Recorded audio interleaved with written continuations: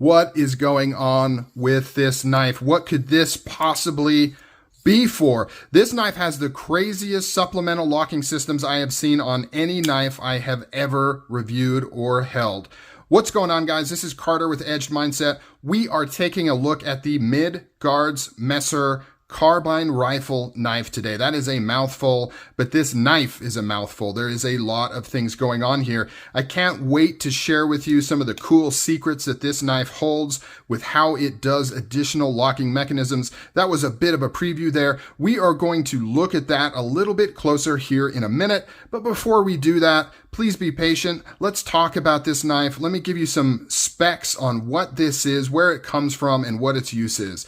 So this is made by Midgard's Messer, which is a German company, and they primarily operate with kind of a Viking theme. You can see the look of the runes here, which is the M and the M for Midgard's Messer.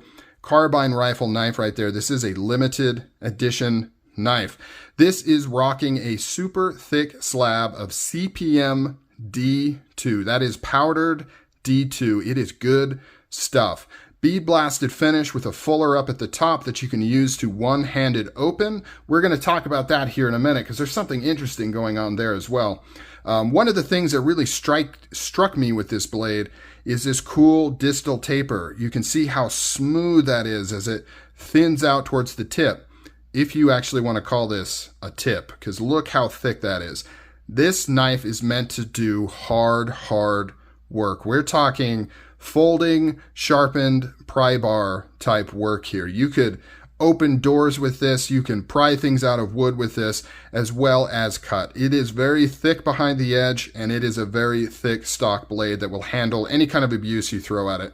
We've got some nice jimping going up at the top here. It almost extends all the way down. Now you may be wondering, what is this? What is that hole for? We're going to talk about that here in a minute. It's part of that supplemental locking system that I mentioned before that is just so cool and interesting. You've got big divots, and then you've got smaller jimping that give you a lot of purchase with your thumb here. The scales are thick titanium slabs. This one is anodized a really nice blue. You've got tire track milling for texture going through here. Hex style hardware, which is very unique and very cool, especially this large hex pivot here. All kinds of chamfering and channels that are milled into the handle here, which give it a very comfortable feel. Even though it is a thick boy, it is very nice in the hand, and you have a great purchase there. We've got a steel lock bar insert in this titanium, and you may be wondering, why do you want a steel lock bar insert? Well, there's two main reasons. If this was titanium all the way through, titanium and steel have vastly different characteristics and hardnesses. And when they interface with each other, especially with pressure, they tend to stick. You've probably heard of lock bar stick. Well, that's what causes it. When you have titanium hitting that steel, it is going to stick. Not only is it going to stick, it's going to start to wear out. This steel will slowly start to erode that titanium. The lock bar will slowly start to move in more and more, and eventually you're going to get some play. So by putting a hardened steel lock insert in there, you've now got steel on steel. You're not going to have the stick, and you're not going to see the wear that you would if it was titanium. So much better system. Does add a little bit of complexity into the manufacturing, but it's worth it for the end user experience.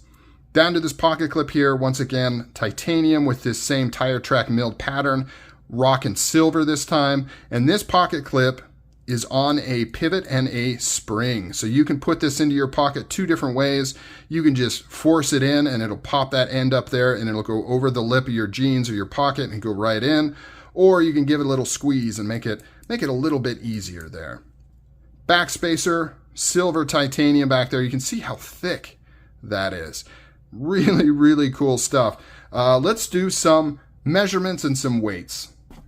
Overall blade length, you're looking at almost 4 inches, 3 3/4 inches. Overall length is 8.5 inches right there.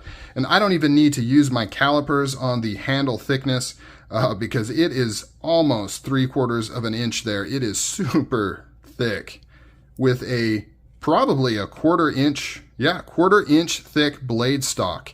Really thick blade stock. Let's get some weight on here. This is not a light knife. It is hefty. 9.9 ounces, almost 10 ounces on this knife. Now, let's talk about this locking mechanism. What is going on here? Well, first, it acts as a glass breaker. You can see that pointed end there. So if this knife is closed and you are stuck in a car and you've got to get out, you can deploy this, lock it into place, and then use this as a glass breaker. But the cool thing about it, the main purpose of this, is to actually go inside this channel right there that goes all the way through the spine of the blade. When it is opened and locked with this lock bar, slide this up, lock it into place, and now that blade is locked. You cannot unlock it with this handle. And then on top of that, it comes with an additional locking mechanism right here where you can insert it into that hole, screw it into that opposite scale, and then even if you retract this and unlock the lock bar, still locked. So triple locking mechanism. Now, the only thing that bugged me about this rifle mechanism here is when I got mine, it was really, really loose. It would just kind of flop out of the locked position and kind of dangle here. When I went to unlock it, it would just kind of hang out and wasn't very stable. So what I did is I put a little O-ring, a little rubber O-ring on there. And now when you actually close it, it's got enough resistance that it'll stay in the locked position, whether it's when it's deployed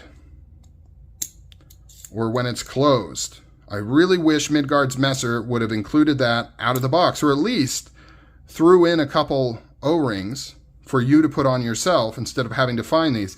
These can be kind of tricky to find, and usually you got to buy like 50 of them. Luckily, I had some that came with a fidget toy that I had, and I was able to put it right on there. So if you're having that issue with this knife, you might want to consider doing that as well. So why would a knife have these additional locking mechanisms? You might think, what a gimmick, cheesy, who's going to use that, who's going to need that? But there is a reason for it, and it has to do with German law, and it's also a reason why this doesn't have thumb studs or a flipper. So there's a lot of laws and regulations around folding knives in Germany. I don't have specifics, unfortunately. I don't speak German, and I'm not from there, but I do know they have a lot of laws and restrictions, and I know that having a knife, a folding knife, that they can classify as a two-handed opening knife gives them a lot more options. And so something like this is sold as a two-handed opening knife. Even though you can put your thumb on there and open it with one hand, it's still enough to be classified as a two-handed opener. Second, they've got laws that have to do with how the knife locks. And if it has additional locking mechanisms like this, and they can essentially classify it as a fixed blade when opened, or that it has the capability of being a fixed blade, that also gives them some more legal latitude in their knives. So by adding things like this, it allows them to meet these criteria. So this isn't done just because it's a cool little gimmick. There's an actual reason why it makes sense for them to try and implement these things into their knives. And you'll notice with Midgard's Messer that they do that quite a bit. They've got unique locking mechanisms, and they also don't have a lot of overt one-handed opening knives. Most of them are two-handed opening. This is a very cool and unique knife. I'm so glad to have it in my collection, and I would like to hear what you guys think of the Midgard's Messer carbine rifle knife. All right, guys, Carter with Edged Mindset. I'm out. I will catch you on the next video.